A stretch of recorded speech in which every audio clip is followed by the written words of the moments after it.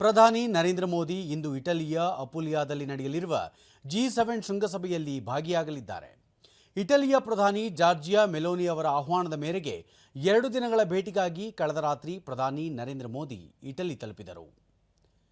ತಮ್ಮ ಭೇಟಿಯ ಸಂದರ್ಭದಲ್ಲಿ ಪ್ರಧಾನಿ ಫ್ರೆಂಚ್ ಅಧ್ಯಕ್ಷ ಎಮ್ಯಾನ್ಯುಯಲ್ ಮ್ಯಾಕ್ರೋನ್, ಬ್ರಿಟನ್ ಪ್ರಧಾನಿ Rishi Sunak, German chancellor Olaf Scholz, Italy ಪ್ರಧಾನಿ ಜಾರ್ಜಿಯಾ ಮೆಲೋನಿ, ಜಪಾನ್ ಪ್ರಧಾನಿ ಫ್ಯೂಮಿಯೋ ಕಿಶಿಡಾ ಮತ್ತು ಉಕ್ರೇನ್ ಅಧ್ಯಕ್ಷ ವೋಲೋದಿಮಿರ್ ಜೆಲೆನ್ಸ್ಕಿ ಅವರೊಂದಿಗೆ ದ್ವಿಪಕ್ಷೀಯ ಮಾತುಕತೆಗಳನ್ನು ನಡೆಸಲಿದ್ದಾರೆ.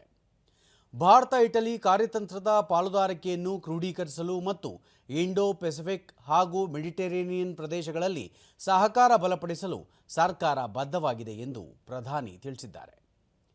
ಶೃಂಗಸಭೆಯಲ್ಲಿ ಕೃತಕ ಬುದ್ಧಿಮತ್ತೆ, ಶಕ್ತಿ, ಆಫ್ರಿಕಾ ಮತ್ತು ಮೆಡಿಟರೇನಿಯನ್ ಪ್ರದೇಶದ ಮೇಲೆ ಚರ್ಚೆಗಳನ್ನು ಕೇಂದ್ರೀಕರಿಸಲಾಗುವುದು.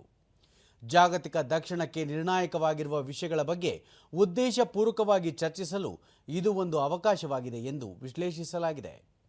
ಭಾರತವಲ್ಲದೆ Algeria, Argentina, Brazil, Egypt, Kenya, Mauritania, Saudi Arabia, ದಕ್ಷಿಣ ಆಫ್ರಿಕಾ, ಟ್ಯುನೇಷಿಯಾ, ಟರ್ಕಿ, UAE ಮತ್ತು ವಿಶ್ವಸಂಸ್ಥೆ ಸೇರಿದಂತೆ ಕೆಲವು ಅಂತಾರಾಷ್ಟ್ರೀಯ ಸಂಸ್ಥೆಗಳನ್ನು ಸಹ ಶೃಂಗಸಭೆಯಲ್ಲಿ ಪಾಲ್ಗೊಳ್ಳಲು ಇಟಲಿ ಆಹ್ವಾನಿಸಿದೆ.